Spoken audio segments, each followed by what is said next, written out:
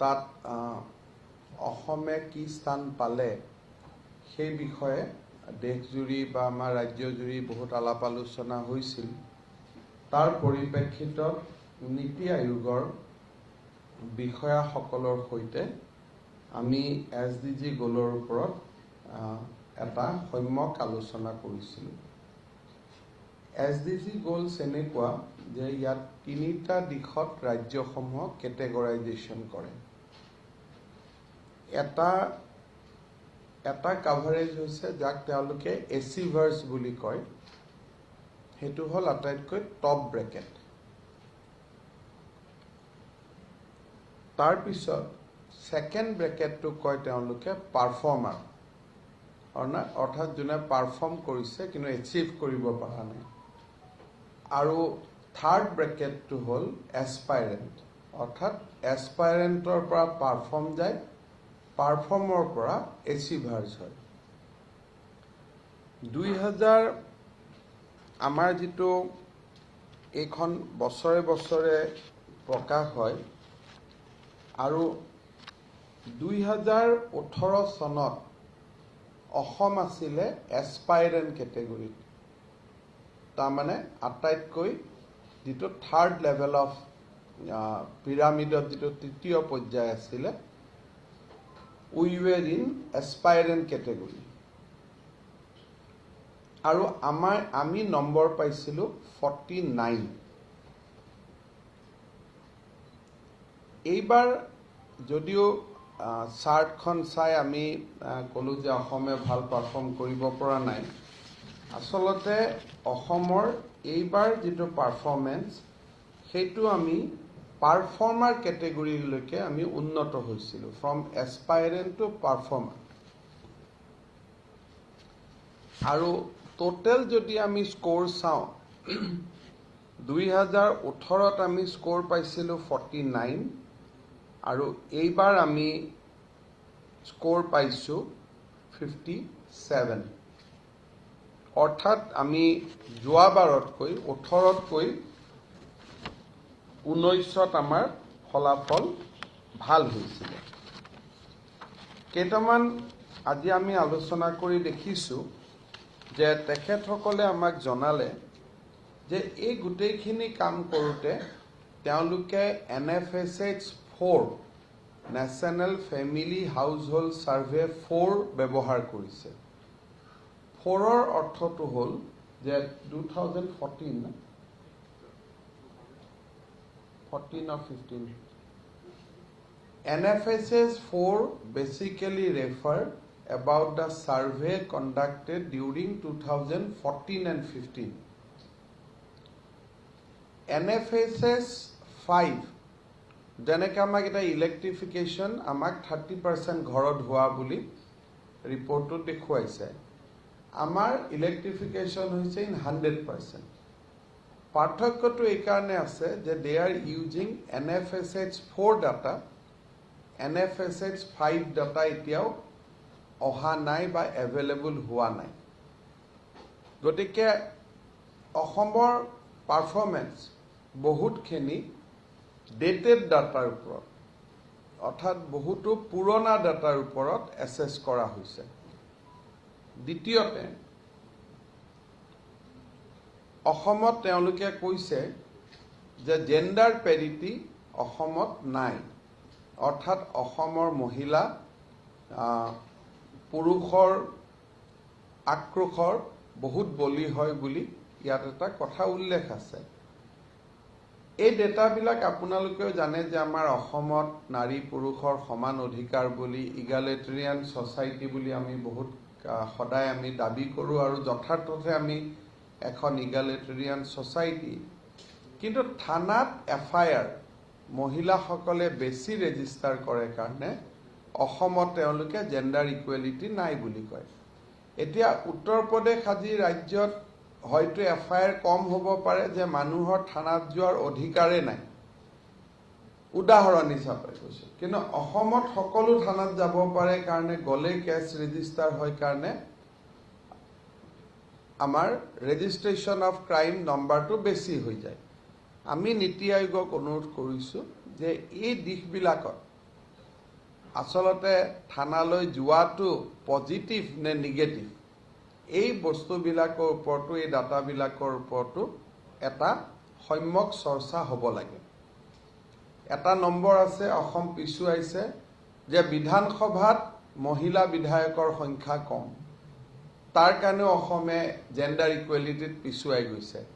গতিকে সেইটো ঠিক গভৰ্ণমেণ্টৰ ওপৰত ইয়াৰ কোনো কথা নাই। মানুহে যদি মহিলাক ভোট দি জিকোৱা নাই বা জিকাইছে, সেইটোৰ লগত চৰকাৰ এখনক তাৰ লগত এছেছ কৰিব পৰা নাযায়।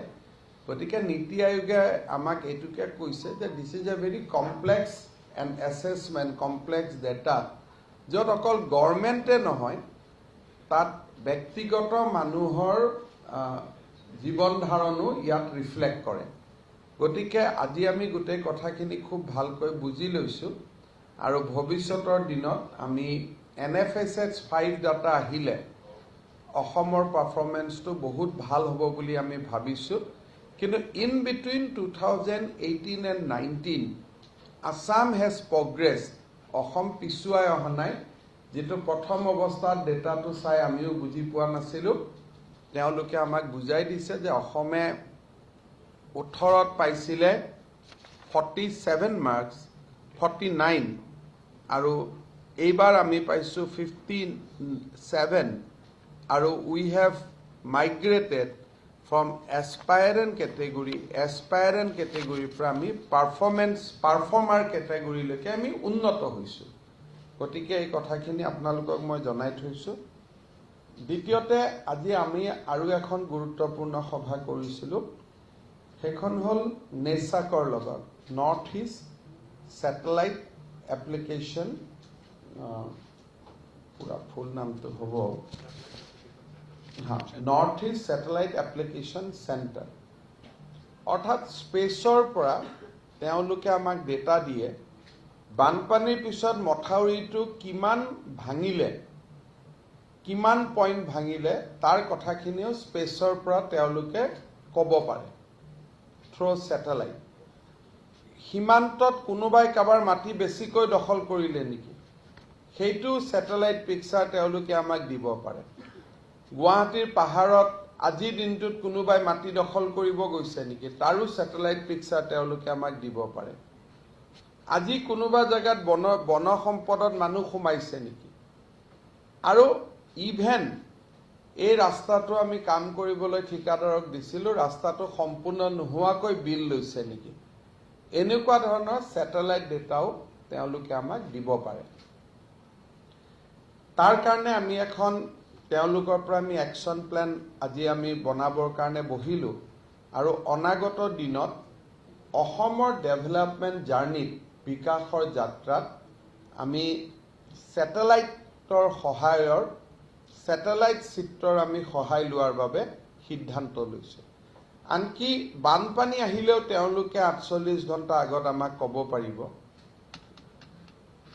লাইটনিং আহিলেও তেওঁলোকে আমাক কিছু আগত জনাব পাৰিব, আৰু এই বছৰ মেলেৰিয়া, জাপানিজ এনকেফেলাইটিছ বেছি হ'ব নেকি, তাৰো ডেটা তেওঁলোকে আমাক আগতীয়াকৈ দিব পাৰিব।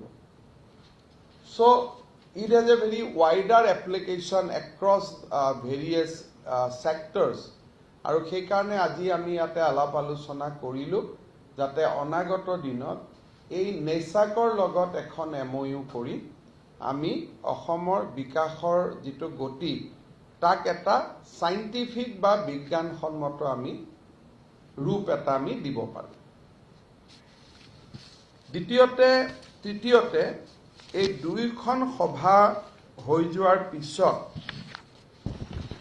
অসমত মাইক্ৰ' ফাইনেন্স ক্ৰেডিট লৈ আমি কিছু চিন্তা চৰ্চা কৰি আছিলোঁ, আৰু সেই দিশত মাইক্ৰ' ফাইনেন্স এজেঞ্চি, বিশেষকৈ Bandhan bank, north east small financial board, আৰু আমাৰ ইয়াৰ আৰোহণ ফাইনেন্সিয়েল ছাৰ্ভিচ আৰু MFIN, অৰ্থাৎ যি মাইক্ৰ' ফাইনেন্স কোম্পানীসকলৰ যিটো সংস্থা, সেই সংস্থাটোৰ লগতো আমি দীঘলীয়াভাৱে আজি এমাহৰ পৰা কথা বতৰা পাতি আছিলোঁ। মাইক্ৰ ফাইনেন্সৰ সময়ত আপোনালোকে জানে যে নিৰ্বাচনৰ সময়ত ভাৰতীয় জনতা পাৰ্টিৰ হৈ মই যেতিয়া বক্তব্য ৰাখিছিলোঁ প্ৰতিখন সভাতে মই কৈছিলোঁ যে দুখীয়া মহিলাক মাইক্ৰ ফাইনেন্সৰ পৰা ৰেহাই দিয়া হ'ব অৰ্থাৎ ইনভাৰ্টেডৰ ভিতৰত দুখীয়া শব্দটো মোৰ প্ৰত্যেকটো বক্তব্যতে আছিলে আৰু আপোনালোকে সেইটো ইচ্ছা কৰিলে ভিডিঅ' ক্লিপিংবিলাকো চাব পাৰিব গতিকে আমি যিয়েই কৰিব লাগিব দুখীয়া আৰু আৰ্তজনৰ কাৰণে কৰিব লাগিব আপোনাৰ মোৰ দৰে মানুহৰ কাৰণে আমি কৰিলেতো মানুহে কোৰ্টতো যাব পাৰে যে ধনী মানুহৰ কাৰণে আপোনালোকে কিয় কৰিছে গতিকে প্ৰথম কথা আমাৰ লক্ষ্যটো হ'ল যে দুখীয়া আৰু আৰ্তজনৰ কাৰণে আমি কৰিব লাগিব দুখীয়া বুলি কওঁতে কোন দুখীয়া তাৰ ওপৰত আমি আলাপ আলোচনা কৰি ল'ব পাৰোঁ যে ঠিক আছে পকা ঘৰ এটাও দুখীয়াই হ'ব পাৰে যদি ভিতৰত অৱস্থাটো বেয়া এটা বেলেগ কথা কিন্তু বেসিক্যালি আমি নিৰ্বাচনত দুখীয়া আৰু দৰিদ্ৰ আৰু আৰ্তজনৰ লোন ৰেহাইৰ কথাহে কৈছিলোঁ আমি কোনো ধনী মানুহৰ লোন ৰেহাইৰ কথা কোৱাও নাছিলোঁ আৰু এইটো কৰা উচিতো নহয় চতুৰ্থতে আমি নিৰ্বাচনৰ সময়ত কৈছিলোঁ যে অসমৰ মহিলাই 12,000 কোটি টকা বৰ্তমানলৈকে তেওঁলোকে 12,500 কোটি টকাৰ তেওঁলোকে লোন লৈছে আমি সময়ত আপোনালোকক গোটেই কথাখিনি তথ্য দিম কেবিনেটত যোৱাৰ পিছত দীৰ্ঘকালীন আলোচনাৰ পিছত MFI ইনষ্টিটিউট সকলে আমাক এই লোনৰ পৰিমাণ 8,200-500 কোটিলৈকে কমাই দিয়াৰ বাবে সিদ্ধান্ত লৈছে কিয় কমাইছে তাৰ কাৰণ কেইবাটাও আছে এটা হ'ল তেওঁলোকৰ কোনোবা জাগাত ৰিজাৰ্ভ বেংকৰ নৰ্মছ তেওঁলোকে ভায়োলেট কৰিছিল অৰ্থাৎ MFI নিয়ম মতে 1,25,000 টকাৰ ওপৰত কোনেও কাকো লোন দিব নোৱাৰে টোটেল কিন্তু তেওঁলোকে কৰবাত 2 লাখলৈকেও দি দিছিলে সেই 75,000 টকা তেওঁলোকে নিজে ৰেহাই দিব লাগিব ৰিজাৰ্ভ বেংক অফ ইণ্ডিয়াই কৈছিলে যে এটা লোন এগৰাকী মহিলাক একে সময়তে তৃতীয়বাৰতকৈ চতুৰ্থবাৰ দিব নোৱাৰে গতিকে যিখিনি লোন ফৰ্থ টাইম হৈ গৈছিল এগৰাকী মহিলাক কোনিটিও দিছে খিটিও দিছে 4বাৰ হৈ গ'ল তো 4বাৰ হলে তেতিয়া 4 নম্বৰ লোনটো ৰিজাৰ্ভ বেংকৰ পেৰামিটাৰত নপৰে যিটো আমাৰো বিধানসভাত আইনখন আমি যি পাছ কৰিলোঁ গেজেট কৰিলোঁ কালি কোনোবাই কৈছে যে আইনখন পেলাই থোৱাছে এইটো নহয় আইন হেজ বিন নটিফাইড গভৰ্ণৰৰ সহি হৈ গ'ল আইনখন নটিফাই কৰি দিয়া হ'ল এতিয়া এইখিনি তেওঁলোকে কৰাৰ পিছত আমাক ইণ্টাৰেষ্টৰ ফালৰ পৰাও কিছু ৰেহাই দিয়াৰ পিছত টোটেল এতিয়া টাৰ্গেট গ্ৰুপটো হ'ল 8,250 কোটি টকা অৰ্থাৎ যিটো আগত আমি 12,500 কোটি টকা বুলি ভাবিছিলোঁ 4,000 কোটি টকা এটা আমি আলাপ আলোচনাৰ জৰিয়তে আমি তেওঁলোকৰ পৰা কনসেশন এটা ল'বলৈ সক্ষম হৈছোঁ এতিয়া তিনিটা প্ৰশ্ন থাকিব সেইটো হ'ল যেতিয়া আমি কোনোবা মহিলাক লোন মাফ কৰি দিম তেতিয়া সেই মহিলাগৰাকীৰ যেটো সিভিল স্কোৰ বুলি কয় বেংকৰ লোন লোৱা NPA হৈ যাব আৰু সিভিল স্কোৰ বেয়া হৈ গলে চৰকাৰে লোনটো ঘূৰাই দিলেও তেওঁলোকে ভৱিষ্যতে আৰু বেংকৰ পৰা কোনো লোন ল'ব নোৱাৰে অৰ্থাৎ এইটো বেংকৰ নিয়ম যে মোৰ যদি মই লোন ঘূৰাই দিয়া নাই এবাৰ যদি মোৰ নামটো NPA হিচাপে লিষ্টত গুচি গ'ল তেতিয়া সেই মহিলাগৰাকী বা মহিলাগৰাকীৰ ঘৰখনে ভৱিষ্যতে আৰু লোন ল'ব নোৱাৰে এই কথাটো আমি দৃষ্টি ৰাখিব লাগিব যে আমি সকলোকে যদি ঋণ কৈছো ঋণ আমি ৰেহাই দিলো ৰিলিফ দিলো তেতিয়া এই মহিলা গোটেই 22 লাখ মহিলা আৰু কেতিয়াও বেংকৰ পৰা ভৱিষ্যতে কনকলতা হওক NRLM হওক আন আঁচনিবিলাকৰ পৰাও বেংকৰ লোন নাপাব সেইকাৰণে আমি তিনিটা কেটেগৰী কৰিব সিদ্ধান্ত কৰিছো এটা কেটেগৰী হ'ল যে যিসকলে লোন ধুনীয়াকৈ ঘূৰাই আছে কোনো সমস্যা নাই 5 লাখ 6 লাখ এনেকুৱা মহিলা আছে যোনে আজি দিনতো লোন ঘূৰাই আছে তেওঁলোকে মই কি কৈছো মোৰ মিটিঙত কি হৈছে মই ইলেকশ্যনত কোৱা কথাটো এটা পলিটিক্যাল ষ্টেটমেন্ট এটোটো চৰকাৰৰ ষ্টেটমেন্ট নহয় গতিকে তাৰ ভিতৰত বিজেপিক কথা ছাপোৰ্ট নকৰা মানুহ আছে যে আমাৰনো বিজেপিৰ কিবা ইলেকশ্যনৰ মিটিঙত কথা কৈছে তাক লৈ আমি কি বৰ্ডাৰ, আমিতো ভোটেই দিয়া নাই, গতিকে ইয়াৰ লগত আমাৰ কি কথা আছে। সেইটো মই বিজেপিৰ নেতা হিচাপে কোৱা কথা, যি বৰ্ডাৰ নহয়, কিন্তু তেওঁলোকে লোন ঘূৰাই আছে। এটা তেওঁলোকক যদি আজিৰ দিনত আমি কওঁ যে লোন ঘূৰাই দিব নালাগে, লোন আপোনাক ৰেহাই কৰি দিম, এই মানুহখিনিয়ে মোক প্ৰশ্ন কৰিব যে ভৱিষ্যতে মই আকৌ লোন পাম নে নাপাম বেংকৰ পৰা। তেওঁলোকেতো নাপাব।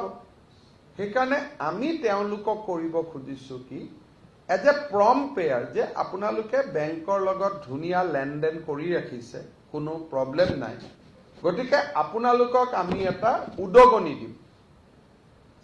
যদি 50,000 টকা লোন আছে, ঘূৰোৱা ঘূৰি কৰি আছে, আমি তেওঁলোকক 25,000 টকা এটা দি দিলো ওৱান টাইম, যে আপোনালোকে কাম কৰি আছে, ভাল কৰি কাম কৰি থাকক, আৰু আপোনালোকে আমাৰ ফালে চকু দিব নালাগে।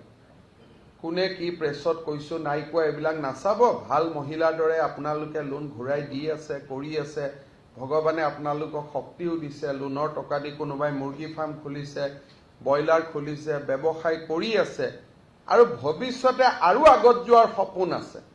গতিকে তেওঁক আমি যদি ৱেভাৰ দিব যাওঁ, চিভিলত তেওঁৰ স্ক'ৰটো বেয়া হৈ যাব, কিন্তু তেওঁ 3টা বেনিফিট পাব।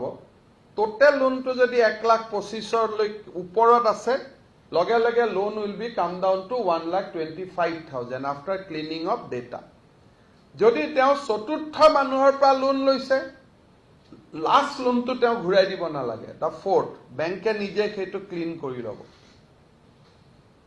আৰু আমি কি কৰিম, যে আপোনালোকে ধুনীয়াকৈ ঘূৰাই দি আছে, আপোনালোকৰ একাউণ্টত চৰকাৰে এটা উদগনিমূলক পুৰস্কাৰ দিলে, যে এইটো আপোনালোকক আমি 25,000, 20,000, 30,000 এটা দিলো, আপোনালোক চলি থাকক।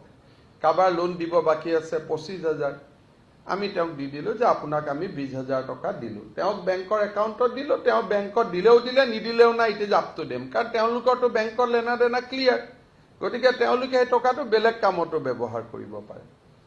সেইটো হ'ল এটা কেটেগৰী। ছেকেণ্ড এটা কেটেগৰীটো হ'ল যে লোন ধুনীয়াকৈ ঘূৰাই দি আছিলে, কিন্তু এইকেইদিন গভৰ্ণমেণ্টখন অহাৰ পিছত মনৰ উৎসাহতে লোনটো ঘূৰাই নিদিয়া হৈ গ'ল। নিদিয়া হোৱাত এইটো কয় অভাৰ ডিউ, নট NPA।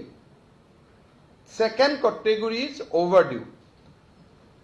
এই অভাৰ ডিউ কেটেগৰীৰ মহিলাসকলে যদি লোন ঘূৰাই দিব বিচাৰে, তেতিয়াহ'লে তেওঁলোকক আমি আকৌ উদগনিও দিম, প্লাছ অভাৰ ডিউ এমাউণ্টটো চৰকাৰে ঘূৰাই দিব, যাতে NPA-টো ষ্টেণ্ডাৰ্ড হৈ যায়, আৰু আপোনালোকে ধুনীয়াকৈ কাম কৰি থাকক, কোনো অসুবিধা নাই, সুন্দৰ কৰি চলি থাকক। এইটো হ'ল ছেকেণ্ড কেটেগৰী, যে আমি অভাৰ ডিউ এমাউণ্টটো ঘূৰাই দিলোঁ বোলে হিমন্ত বিশ্ব শৰ্মাৰ টিভি ষ্টেটমেণ্ট শুনিতো আমি লোন নিদিয়া হৈ গ'লো, লোন দি আছিলোঁ। নহয় বাইদেউ, লোন দিয়া নাছিলে, একমাহ যে লোন দিয়া নাই, তাৰ পইচাটো আমি দি দিম, প্লাছ আপোনাক এটা উদগনিও দিম যে আপুনি ধুনীয়াকৈ পইচা ঘূৰাই আছিলে।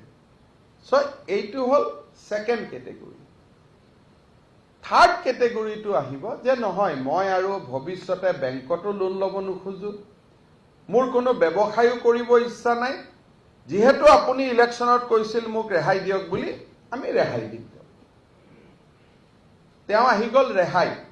কিন্তু ৰেহাই যিসকলে ল'ব, সেই ৰেহাই লোৱাসকলে হয়তো ভৱিষ্যতে বেংকৰ পৰা আন ঋণ আদি বেংকে তেওঁলোকক নিদিব, because they R already NPA বুলি চিভিলত কেটেগৰাইজেশ্যন হৈ গৈছে। গতিকে ভৱিষ্যতে তেওঁলোকে বেংকত লোন পাই থাকিব নাই পোৱা, সেইটোত আমি চৰকাৰৰ কথা নাই, সেইটো যি নৰ্মছ আছে, বেংকিং নৰ্মছ আছে, নৰ্মছ উইল ফলো। কাৰণ আপোনালোকেও যদি ক্ৰেডিট কাৰ্ডত টকা খৰচ কৰে, চিভিলত স্ক'ৰটো সোমাই যায়, আৰু সেইমতে ভৱিষ্যতৰ বেংকৰ লোনৰ গতিধাৰাটো নিৰ্ধাৰিত হয়। এই তিনিওটা কাম কৰিব যাওঁতে আমাৰ 1 আৰু 2ত আমাৰ একো কণ্ডিশ্যন নাথাকে। ছাপ'জ নাম্বাৰ 1, মই ঘূৰাই দি আছো, ঘূৰাই দি থাকিম, মোক আপোনাক খালি মই এটা পুৰস্কাৰ দিব লাগে, পুৰস্কাৰটো শকত পুৰস্কাৰ হ'ব, আৰু যাৰ 2-3 লাখ টকা লোন আছে তাতো নামি আহিব 1,25,000লৈকে automatically as a part of cleaning process. আৰু 1,25,000ৰ ওপৰতো আমি আপোনাক এটা উদগনি দি দিলোঁ যে আপুনি কাৰোবাৰ লোন আছে 30,000 টকা আমি 25,000 দি দিলোঁ, কাৰোবাৰ লোন আছে 50,000 টকা আমি 30,000 টকা দি দিলোঁ। কাৰণ তেওঁলোকৰতো লেনদেন কৰিয়ে আছে ধুনীয়াকৈ, কোনো অসুবিধা নাই।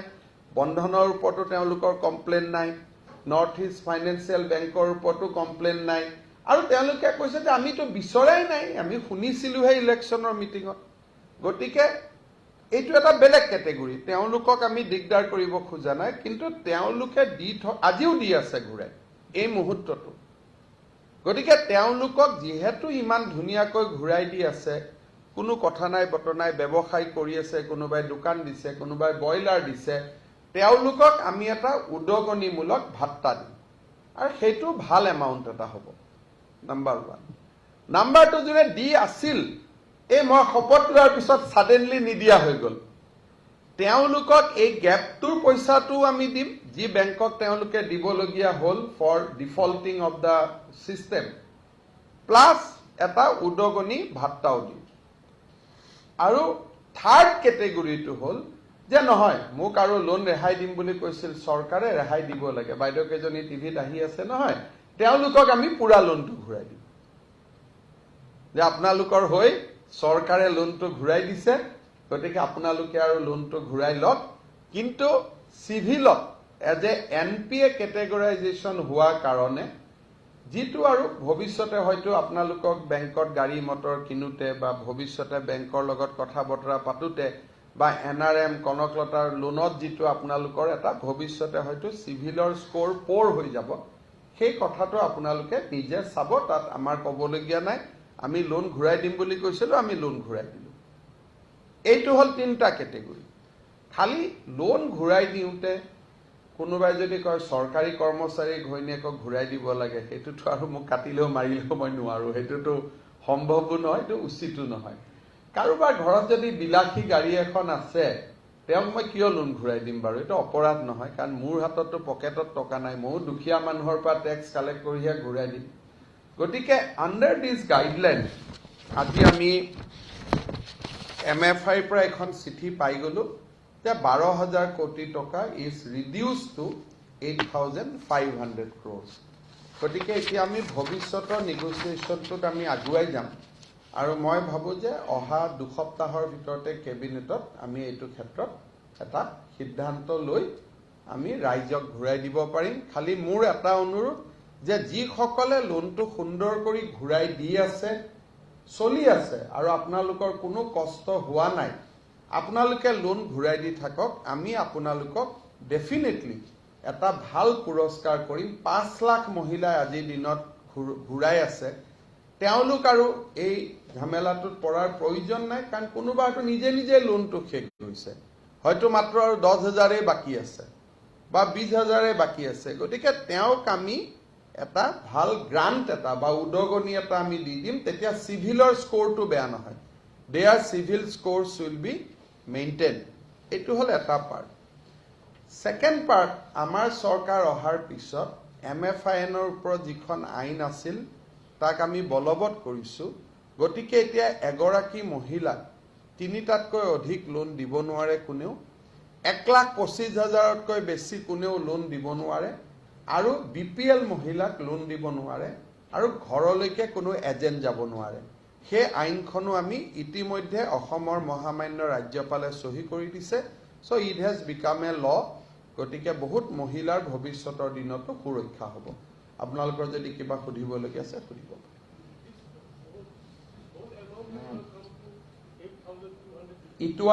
The amount was initially 12,500 crores. However, as you know, there is 3 criteria. The total loan cannot go beyond 1,25,000 at any point of time. Second, you cannot lend as a fourth bank, because 25,000 di thakute it breach. So Reserve Bank has very clear direction under the Fair Code of Practice that you cannot breach that particular mark that you are becoming the basically fourth lender. So when you apply this two criteria, then the total amounts come down to somewhere around 8,950 crores. After that, there is a Reserve Bank guidelines on interest also, that you cannot charge more than 2.5%. So some MFI, out of their over enthusiasm or some G-Hawk, somebody has breached that parameter. So on that count, the figure will be around 600 crores. So out of that, when everything is clean and everything is done away, then the total liability has come to 8,250 crores. So during our 1 month of negotiation, we could get this. But এইটো কোনোবাই loan ঘূৰাই দি থাকিলেও automatically বেংকত তাৰ এমাউন্টবোৰ কমি আহিব যদি কাবাৰ নামত 3 লাখ আছিলে once we sign the MOU the loan will reduce to 1,25,000 interest will be different principal amount will come down গতিকে যাৰ 3 লাখ আছে লোন 4 লাখ আছে 5 লাখ আছে 2 লাখ আছে এটো অটোমেটিক্যালি 1,25,000 হৈ যাব হেতু হল গুটে অসমত জিমান আছে they are going to stand, they are going to be benefited out of this concession.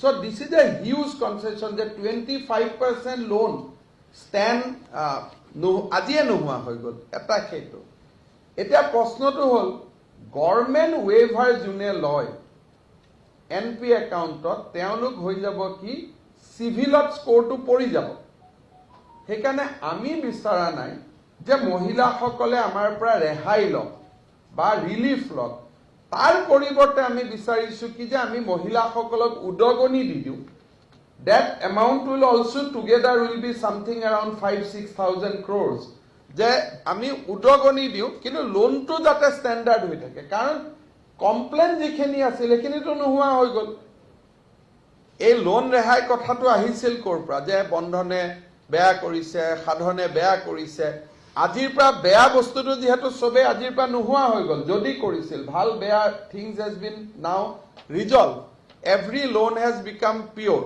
Reserve বেংকৰ মতে ইন্টাৰেষ্ট লৈছে ৰিজাৰ্ভ বেংকৰ মতে এমাউন্টটো কমি আহিলে প্ৰিন্সিপাল ৰেহাই হ'ল গতিকে এতিয়াতো আমি সকলোৱে ইয়াত যোগদান কৰিব পাৰো যাৰ যাৰ 3 লাখ লোন আছে এই লোনটোতো 1,25,000 হৈ যাব মূলটো সুদটো নহয় সুদ কিবা আছিলটো বেলেগ কথা গতিকে এতিয়া আমি সকলো এইটো ভাল কৰি থাকিব পাৰো কাৰণ নহলে মহিলাই যদি মাইক্ৰো ফাইনান্সৰ পৰা লোন নাপায় লোনটোতো কাবুলিৰ পৰা ল'ব লোনটোতো গাঁৱৰ মানুহৰ পৰা 10% ইন্টাৰেষ্ট ল'ব প্ৰতি মাহত সেইকাৰণে যি সকলে ভাল কৰি কাম বন কৰি আছে we are going to give them incentive যে ভাল কৰি আছে আমি আপোনালোকক এইখিনি টকা পঠাই দিছো আপোনালোকে লোন ৰেহাই বেংকৰ লগত সেটেল কৰি লওক আৰু টকা লওক যাতে ভাল বিজনেসটো ভাল ক্ৰেডিট কালচাৰটো যাতে অসমত বেয়া হৈ না যায় মানুহ যাতে মানি লেন্ডাৰৰ ওচৰত যাব নালাগে কিন্তু যি সকলে কৈছে নহয় আমি হেবোৰ একো নুবুজো আমাৰ ঋণ ৰেহাই দিব লাগে আমি তেওঁলোকক ঋণটো ৰেহাই কৰিম এই যে আপোনাৰ 1,25,000 ঋণটো নামি আহিব তেওঁলোকক উদগনি পাব নে তেওঁলোকে উদগনি পাবই কাৰণ 1,25,000 লৈকে নামি আহিব সুদটো বেলেগ সুদ যদি কাবাৰ 50,000 আছে 1,25,000 প্লাস ইন্টাৰেষ্ট হ'ব মূলটো নামি আহিব 1,25,000 বা 1,25,000 তলত আৰু তেওঁলোকে যদি লোনটো সুন্দৰ কৰি ঘূৰাই দি থাকে they will get incentive আৰু যদি বুলে নহয় মই হিমন্ত বিশ্ব শৰ্মাই কলে অশোক সিংহালে কলে গতিকে একমাহ মই লোন দিয়া নাই দুমাহ ঘূৰাই দিয়া নাই বিজেপি জিকা দিনাখনৰ পৰাই লোন ঘূৰাই দিয়া নাই এই ওভাৰডিউ এমাউন্টটো আমি দি দিম প্লাস আমি উদগনিউটো দিম আৰু যি সকলে ক'ব যে নহয় আমাক ৰেহাইয়ে লাগে তেওঁলোকক আমি ৰেহাই কৰি দিম গতিকে জুনে যি বিচাৰে খালি ৰেহাই লগত যিটো ৰিস্ক আছে যে ৰেহাই ললে ভৱিষ্যতে মই হয়তো বেংকৰ পৰা ঋণ নাপাম সেই ৰিস্কটো কিন্তু নিজে নিজে ল'ব লাগিব Microfinance institute are cooperative societies. তিনিটা আমাৰ লেয়াৰ্ছ অফ মাইক্ৰ' ফাইনেন্স হয় অসমত। এতিয়া এই কোঅপাৰেটিভ ছ'চাইটিৰ যিখিনি মানুহ আছে তেওঁলোকে ঋণটো ৰেহাই পাবনে নাই? মোৰ এনাউন্সমেণ্ট আছিল মাইক্ৰ' ফাইনেন্স। মাইক্ৰ' তেনেকে হলে কোনোবাই ষ্ট্ৰীট ভেণ্ডৰ সকলেও লোনৰ ৰেহাই কথা হ'ব পাৰে। গতিকে এইটো গোটেইটো হৈছিল মোৰ ইলেকশ্যনৰ এটা ভাষণৰ পৰা। গতিকে মই যিটো কৈছিলোঁ যে মাইক্ৰ' ফাইনেন্সৰ লোন ৰেহাই দিম, নিয়মতেতো বেংকৰটোও দিব নালাগে, কাৰণ মই শব্দটো মাইক্ৰ' ফাইনেন্সে কৈছিলোঁ। কিন্তু যিহেতু বেংক বুলি কওঁতে বন্ধনৰ নামটো মেনশ্যন কৰিছিলোঁ, গতিকে মই মোৰ প্ৰতিশ্ৰুতিটো পালন কৰিম। কোঅপাৰেটিভ লোনৰ কোনো ডেটা নাথাকে আৰু য'ত ৰিজাৰ্ভ বেংকৰ দখল নাই। আজি ইমান ধুনীয়াকৈ মই যে ডেটাটো পাই গ'লোঁ যে 12,000 কমি আহিলে 8,000, কোঅপাৰেটিভ মই কাৰ লগত কথা পাতিম? তাৰতো কোনো এজেঞ্চি নাই। হ'ল চবকে all MFI, non banking financial institute মানে MFI, অল MFI সামৰি থাকিব, অল বেংক সামৰি থাকিব যোনে মাইক্ৰ' ফাইনেন্স কৰে। বাট ইনে JLG মোড। কোনোবাই নিজা কৰি লোন লৈছে সেইটো নহ'ব। যিটো আমাৰ সাধাৰণতে গ্ৰুপ লোন বুলি যিটো কয়, JLG গ্ৰুপ লোনৰ ক্ষেত্ৰত এই গোটেই কথাটো, ব্যক্তিগত লোনৰ ক্ষেত্ৰত নহয়। Those who have taken loan as a JLG, যিটো আমাৰ মহিলাবিলাকে লয় আৰু গ্ৰুপ পাতি, ইজনৰ ওপৰত সিজনে থাকে, সিজনৰ ওপৰত সিজনে থাকে। এইটো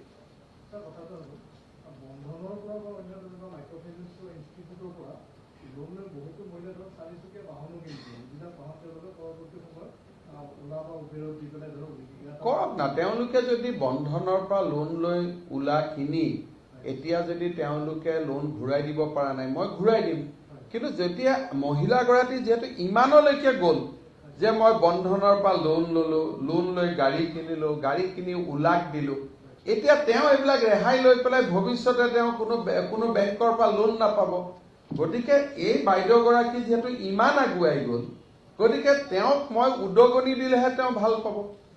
ছাপ'জ তেওঁ বন্ধনত 1 লাখ ঘূৰাই দিব আছে, দি আছে ইনষ্টলমেণ্ট, তাৰ ওপৰত মই আৰু 25,000 টকা দি দিলোঁ, তেওঁ সেইটো পাব। কিয়? তেওঁ ব্যৱসায়ো চলি থাকিল, ভৱিষ্যতে বেংকৰ পৰাও লোন ল'লে, মই উদগনি এটাও দিলোঁ। কিন্তু তেওঁ ইমান দূৰ যাত্ৰা কৰি এতিয়া যদি তেওঁ ঘূৰি আহি পেলাই কয় যে মই লোনটো ঘূৰাই নিদিওঁ আৰু মোক চৰকাৰে ৰেহাই দিয়ক, ভৱিষ্যতে দ্বিতীয় গাড়ীখন ওলাক কেনেকৈ দিব?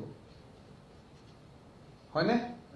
গতিকে সেইটো কাৰণে মই এইকেইদিন টিভিত দেখিছোঁ আপোনালোকে গৈ গৈ কেমেৰাক মহিলাসকলক সুধি থাকিলে, সেইটো এইকাৰণে নকৰিব। কাৰণ কিহৰ কাৰণে? এইটো ৰিজাৰ্ভ বেংকৰ মই দেখিছোঁ যে বিজেপি চব প্ৰথম কথা, failure is not my option. 1 lakh চাকৰিও দিম, অৰুণোদয়ো দিম, লোনো ৰেহাই দিম। গতিকে এইবিলাক প্ৰচাৰ কৰি কোনো লাভ নাই যে হিমন্ত বিশ্ব শৰ্মাই নোৱাৰিব বুলি। ভগৱানৰ আশীৰ্বাদ আছে, আপোনালোকৰ আশীৰ্বাদ আছে, কামটোতো কৰিমেই মই, সেইটোত কোনো পিছ হুকি যোৱাৰ কথা নাই। কিন্তু যদি মহিলাসকলক আমি গৈ কেমেৰা ধৰি উত্তেজিত কৰি থাকোঁ, পিছত একোগৰাকী মহিলাৰ গোটেই জীৱনটো বেয়া হৈ যাব পাৰে। ধৰক মই লোন ঘূৰাই আছিলোঁ, উত্তেজিত হৈ গ'লোঁ, পিছত মোৰটো হৈ গ'ল, নিজৰ ল'ৰাটোৰ যেতিয়া মাৰ নামটো লিখা থাকিব, ল'ৰাটোৱে বেংকৰ পৰা লোন নাপাব, গোটেই জেনেৰেশ্যনটো বেয়া হৈ যাব। গতিকে এই ৰেহাইটো আমি কাক দিব লাগিব? যে যোনে আৰু প্ৰবঞ্চিত হৈছিলে, নোৱাৰে, মই এনেই লোন ল'লোঁ, মোৰ লোন লোৱাৰ কোনো ইচ্ছাই নাছিলে, দেখাক দেখি লোন ল'লোঁ, ঘৰত হাজবেণ্ড আছে, তেওঁ বেমাৰী, এওঁলোকে যাব ৰেহাই। বাকীসকলে ঘূৰাই দিব আছে বন্ধনক। এভাৰেজ লোন হৈছে 52,000 টকা। এতিয়া প্ৰতিগৰাকী অসমত এভাৰেজ লোন হ'ল 52,000 টকা। 52,000ৰ 10,000 ঘূৰাই দিছোঁ, চৰকাৰেও মোক 25,000 দিলে, ভৱিষ্যতে বেংকৰ পৰাও লোন পালোঁ। এতিয়া ইণ্টাৰেষ্টটো ল'ব নোৱাৰে, 3টাই লোন দিব নোৱাৰে গোটেই নিয়মৰ ভিতৰত। গতিকে নিয়মৰ ভিতৰত মই ব্যৱসায় বাণিজ্য কৰি থাকিলেহে অসমখন আগুৱাব, নহ'লেতো কাবুলিৱালাৰ হাত লাগি যাব, গাঁৱৰ মানি লেণ্ডাৰৰ হাত লাগি যাব। গতিকে এতিয়া যিহেতু বন্ধন আৰু MFI আৰু নৰ্থ ইষ্ট বেংকৰ ওপৰত আমাৰ কোনো কমপ্লেইন নাই। কমপ্লেইন কি আছিল? যে এজন ঘৰত গৈছিলে, এতিয়া নাযায়, 3টাতকৈ বেছি লোন দিছিলে, এতিয়া নিদিয়ে, 1,25,000তকৈ বেছি লোন দিছিলে, এতিয়া নকৰে। গতিকে মোৰ যিটো খং আছিলে সেইটোতো তেওঁলোকে নিজেই মানি ল'লে যে আজিৰ পৰা মোৰ 12,000টো নামি আহিলে 8,250, আমি যি কৰিছিলোঁ চব বাদ দিলোঁ। গতিকে এতিয়া আৰু খং থকাৰ কোনো কথা নাই।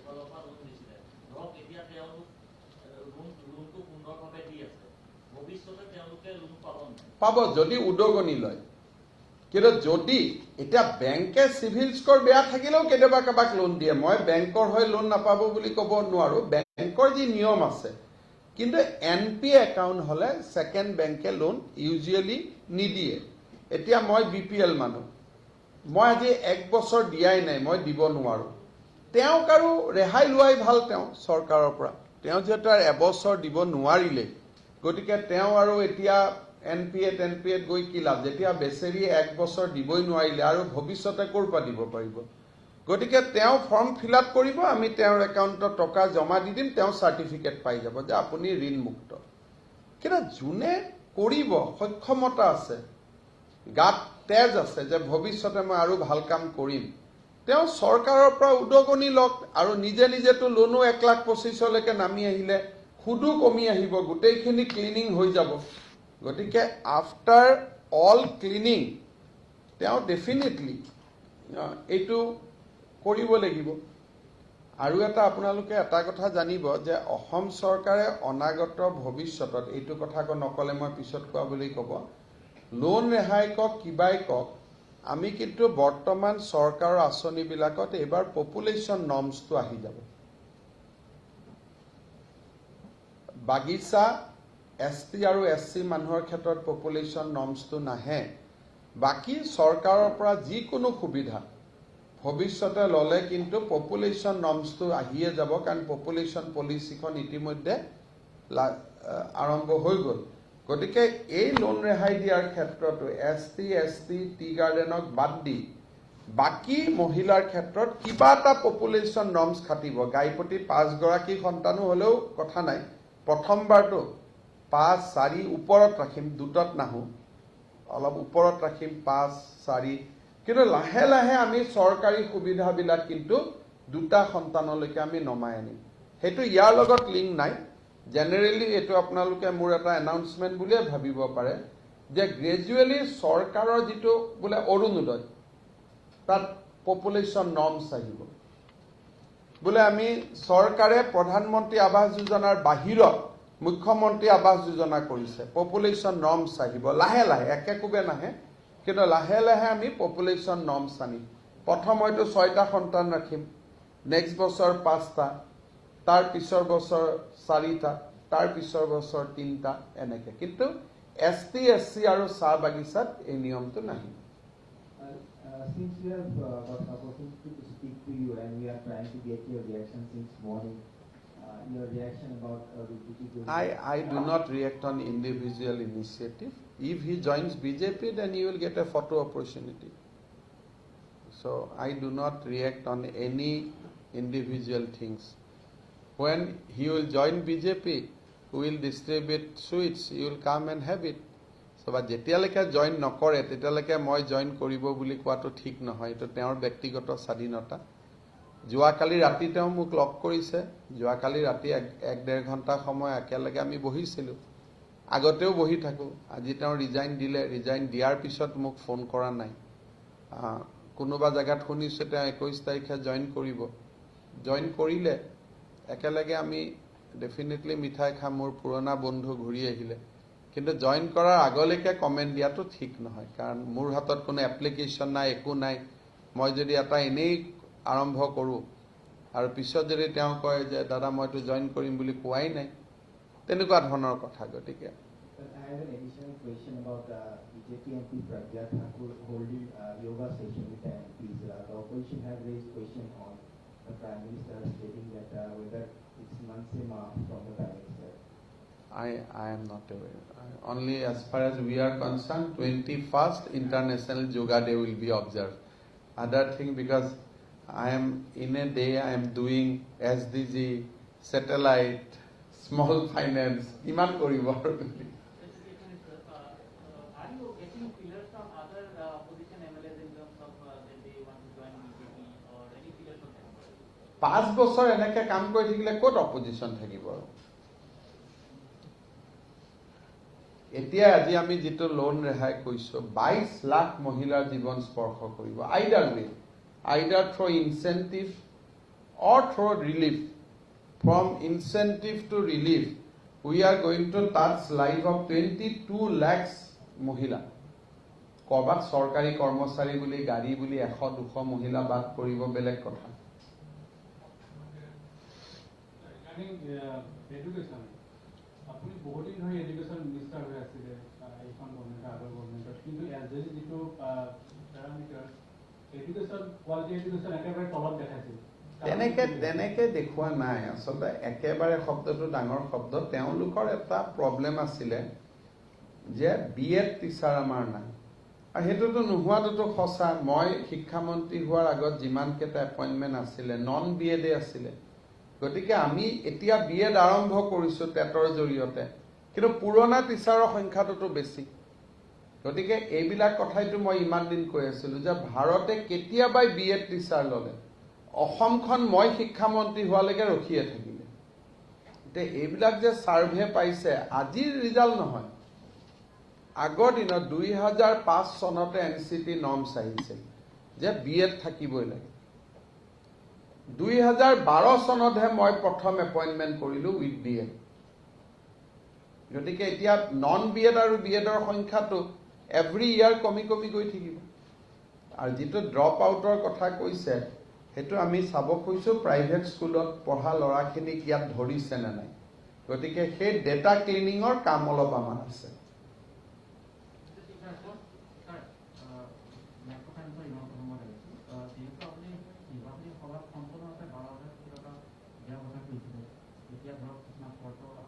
মই একো চৰ্ত আৰোপ কৰা নাই, মোৰ ফালৰ পৰা ক্লিন। খালি 12,000 কোটিটো যদি বেংকে নিজে 8,000 কৰি লৈছে তাত মোৰ কি অসুবিধা আছে? মইতো দুখীয়া মহিলা বুলি কৈতো মই ধনীক দিম বুলি কৈ আছো। মইতো নাই কোৱা নাই। কৈছে ওলা উবেৰ থাকিলে কি হ'ব? বোলে হ'ব দিয়ক।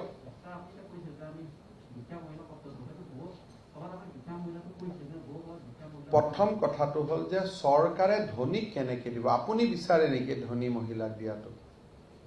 আপুনি সেইটো কথা যদি কোনোবাই কয়, নহয় ময়ো যদি কৰবাত ক'লো ধনী মহিলাক দিম বুলি, আপোনালোকে মোক কাৰেক্ট কৰি দিব নহয় যে তুমি কেনেকে ধনী মহিলাক দিবা। এইখিনি যে ৱেলফেয়াৰ ষ্টেট, দুখীয়াৰ সংজ্ঞাটো অলপ আগপিছ হ'ব পাৰে যে এখন গাড়ী থকা মানুহকো আমি দুখীয়া বুলিয়ে কম। কিন্তু সেইবুলি যদি হিমন্ত বিশ্ব শৰ্মাৰ পৰিবাৰে এইটো লোন মাফ খোজে আপুনি দিব নেকি?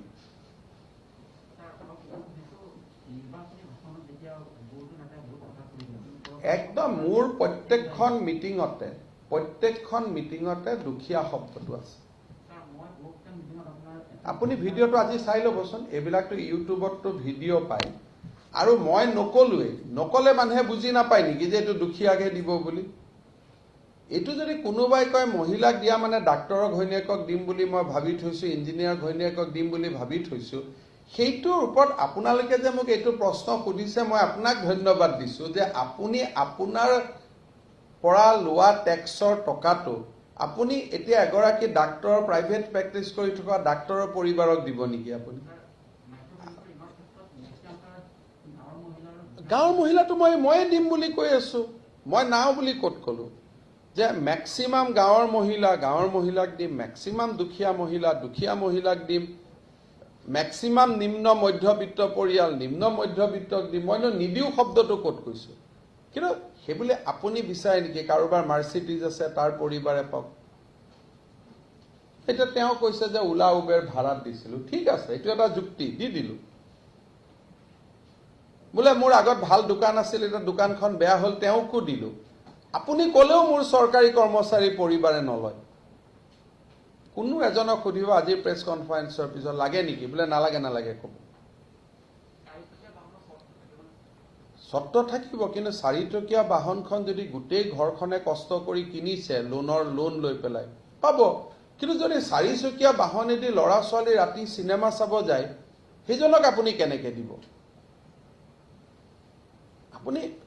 আপুনিও প্ৰশ্নটো সোধাটো, যদি 4-চকীয়া বাহন কোনোবা দুখীয়া মানুহৰ ঘৰত থাকিব পাৰে কিবা কাৰণত, কিন্তু তাৰ জেগাত গাঁৱৰ যদি আটাইতকৈ ধনী মানুহজন যাৰ 2টা ধানৰ মিল আছে, তেওঁৰ এখন 4-চকীয়া বাহন আছে, প্ৰত্যেক মাহতে গাড়ীখন বদলাই থাকে, তেওঁক ঋণ ৰেহাই দিব পাৰি নেকি? দিলে দেখোন মোৰে গাত হাত কৰি লগাই দিব। ভালেই পাব। সেইটোতো কথাটো হ'ল যে ইলেকশ্যনৰ মিটিঙত মই দুখীয়া মহিলা কৈছোঁ, আৰু আজিও মই ক'ম দুখীয়া মহিলা। দুখীয়াৰ সংজ্ঞাটো পৰিৱেশ চাই বেলেগ বেলেগ হ'ব পাৰে। দুখীয়া বুলি ক'লে আপুনি কোনোবাই আগত গাঁৱত ভাল গেলামাল দোকান এখন আছিল, এতিয়া দোকানখন বেয়া হৈ গ'ল। ভাল থাকোঁতে ঘৰ এটা বনাইছিলে, এতিয়া ঘৰৰ ভিতৰত কিন্তু খোৱা বস্তুৱে নাই, সেইজনী দুখীয়াত পৰিব। কিন্তু বোলে নহয়, আজিৰ দিনটোত মই এতিয়া চিনেমা চালোঁ, কালি ঢলা-শদিয়া দলং চাব গ'লোঁ, পৰহি ধাবাত গৈ ভাত পানী খালোঁ, আকৌ নেক্সট দিনা চিনেমা চাব গ'লোঁ, সেইটোক আপুনি কেনেকৈ দুখীয়াত ক'ব? সেইকাৰণে মই যিখিনি কৈছোঁ, মোৰ দৰে পলিটিকেল লিডাৰ নাপাবই। অলপ আত্মগৌৰৱ কৰিছোঁ যে 1 মাহৰ ভিতৰতে কামবিলাক কৰি শেষ কৰিব খুজি আছোঁ। এতিয়া 1 লাখ চাকৰি এডভাৰটাইজো ওলাই যাব 2 এদিনতে। গতিকে কোনে কৰিব ইমান? 5 বছৰৰ কাৰণে আপোনালোকে ভোট দিছে, লাহে লাহে কৰিলেও হয়। মইতো ৰেলখন স্পীডত চলাই আছোঁ যাতে মানুহৰ কষ্ট নহয়।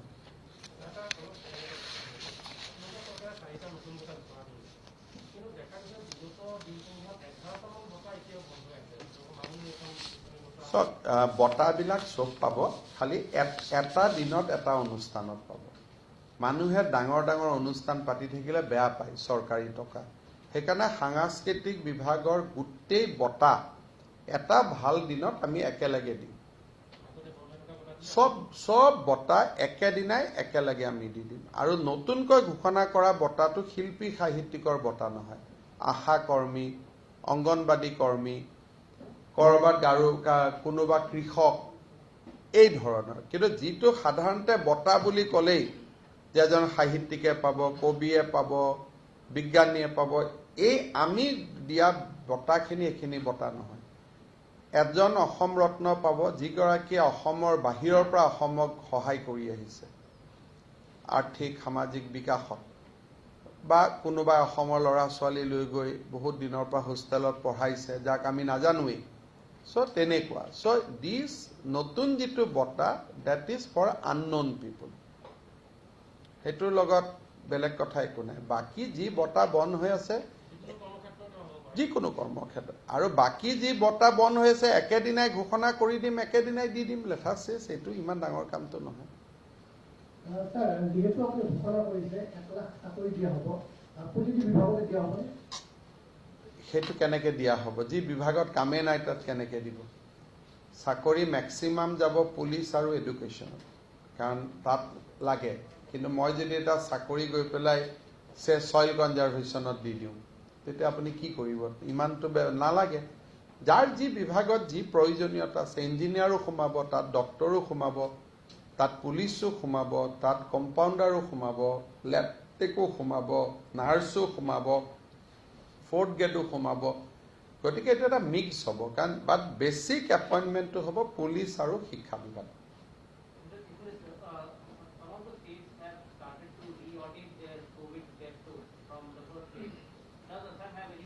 We don't have, because whoever has died in COVID, we have declared COVID positive. First wave, we have tried to distinguish between the region of death. But second wave, we have taken a conscious decision that whoever will die, we will declare him as a COVID death. So we do not have issue of data cleaning in the second wave. First wave also, we have already disclosed that these people have died with COVID but for other reason, and these people has died with COVID for COVID. So our data is 100% clean, and anyway we are going to give now financial incentive. So if anybody has died in COVID, they will come and they will still seek, they will file application. So at that point of time we will come to know if our data has any problem. No, that is, we have already announced that this is death due to COVID, this is death to death with comorbidity. Now if somebody says that you merge it, we will merge it, because we have already announced it on the web or it is not hidden data. So that data is before you. So we have followed GOI guideline and we have segregated some death. But if underlying cause it, not COVID. But if GOI says, no, merge these two data, we'll merge these two data, because those data are there. We have not hide data.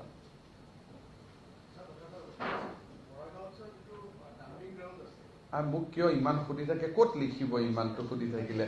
আচল আজি যিকেইটা কথা ক'লো সেইকেইটা matric পৰীক্ষা news আছে, আপোনাৰ ক'ত আতিব? আজি পেপাৰত নাতিব। অলপ পিছতে শিক্ষামন্ত্ৰীয়ে ক'ব। তেওঁ ক'লে ন পৰীক্ষা বাদ হৈ গৈছে, গতিকে তেওঁৰখিনি তেওঁৰ পৰা কৰি ল'ব। নহয়, তেখেতে কৈ আছে কি আলোচনা হৈছে তো ময়ো নাজানো, মই ইয়াতে বহি থাকিলোঁ। গতিকে পৰীক্ষাৰ ওপৰত বা ছাত্ৰ ছাত্ৰীসকলৰ ওপৰত পিছত মই কথা পাতিম, কাৰণ আজি তেওঁলোকৰ বৈঠকত কি সিদ্ধান্ত হ'ল ময়ো নাজানো। খালি থুলমূলকৈ মোক ক'লে যে পৰীক্ষাটো নহ'ব বুলি। এইটোৰ ওপৰত যদি কৰক, আজি নালাগে আৰু একদম হয়, আমি কথা পাতি ল'ম আজি ইয়াত আৰু স্কোপ নাই।